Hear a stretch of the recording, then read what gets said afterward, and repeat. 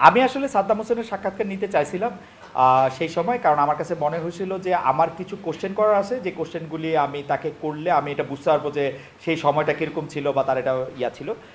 কিন্তু সেই সময়ের মধ্যে চাপ না, আমি আসলে একটা জিনিস আবিষ্কার করলাম যে আইনের মধ্যে একটা জায়গা আছে। আমি আগেও বলি যে আমি কোনোদিন কোনো বেআইনি কাজ করতে চাই না। আইনের জায়গাটা কি, যখন কোনো ভিকটিম মনে করবে যে টেলিভিশনে বা সংবাদ মাধ্যমে উপস্থাপিত প্রদর্শিত কোনো ঘটনার দ্বারা আমি যে ট্রমাটা আমি পাইছি ওই ট্রমার ক্ষেত্রে আমার ট্রমা আবার একটু বাড়তে পারে, তাইলে এইটা বেআইনি হবে। এটা বাংলাদেশের আইনেও বেআইনি, আমেরিকার আইনেও বেআইনি।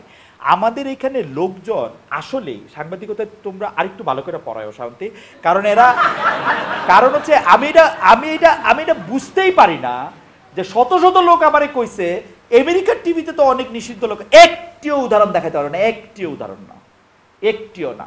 আমি বলি ওসামা বিন লাদেনের ইন্টারভিউ কখনোই মার্কিন যুক্তরাষ্ট্রের কোনো গণমাধ্যমে প্রকাশ করা হয় নাই, এটা জিও টিভিতে করা হয়েছে। এবং যিনি জিও টিভিতে এটা করছেন তাকেও কিন্তু বিভিন্ন রকম জিজ্ঞাসাবাদ এনতেনের মধ্যে করা হয়েছে। আমি বলি পশ্চিমা মিডিয়া এটা কেন স্ট্রিক্টলি এটা করে রাখছে, এইটারও একটা কায়েমি স্বার্থ আছে আসলে। এটা স্ট্রিক্টলি করে রাখছে যাতে তারা যাদেরকে সন্ত্রাসী মনে করে, অর্থাৎ প্যালেস্টাইনিদের, অর্থাৎ হামাস, অর্থাৎ হেজবুল্লাহ, তাদের লোকেরা যাতে এই গণমাধ্যমগুলিতে আইসা কথা না কইতে পারে, সেই জন্য তারা এগুলি বন্ধ করে রাখে।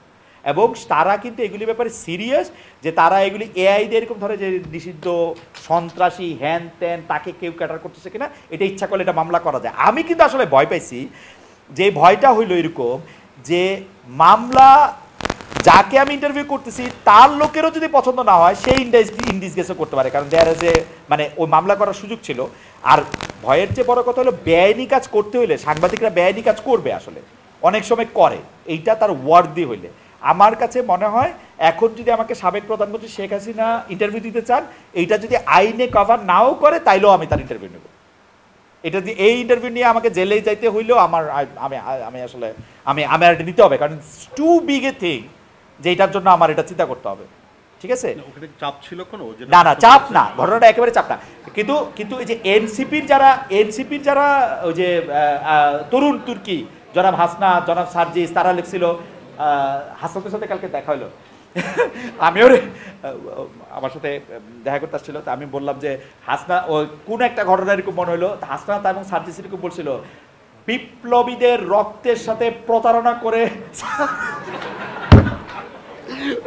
যে এদেরকে ডাকলেন। ব্যাপারগুলি আসলে মানে বিপ্লব, রক্ত, প্রতারণা এত সহজ শব্দ না, মানে স্টিল কিন্তু সাংবাদিকদের এগুলি শুনতেই হয়। আচ্ছা ঠিক আছে, থ্যাংক ইউ।